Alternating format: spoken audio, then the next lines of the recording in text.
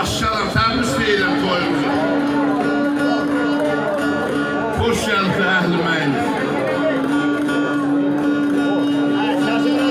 Əhl-i Məclis salına.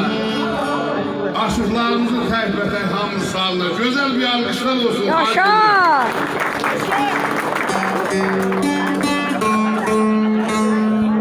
Dənizə bir çay axar, yenə sakit durar. Arxa bir sel gələndə çalğalı ləngər durar. Bir ürəkdən olmaz iki sevgili, iki ürəklərin olmaz dili. Uzaldın anlamazsan zamanlıq nə deməkdir? Qocalmasan, duymasan ömür nəyə gərəkdir? Bir olsa yoldaşın, dostun əməli daşdan çıxardır onların əli. İnfaq olan yerdə fəlakət də var. Saadət günəşi birlikdə doğar. Birlikdə yaranıb zəfər döyüşdə, dostların birliyi gələr hər işdə. Əslanın böyrünə əl çəkmək üçün üstün olmalıdır əslandan gücün. Əzəldən sevdiyim əməkdir, işdir, hər ağaç bir bağdan gətirilmişdi. Vaxtı boş keçirmə, qələm al, ələ, zəhmət çək, özünə bir iş keçməklə. Pis söz ağzına alarsa insan, qarnında öldürsə yaxşıdır, inan. Şehirdə uzalıb umma dünyada, çünki nizamı ilə utardı, o da.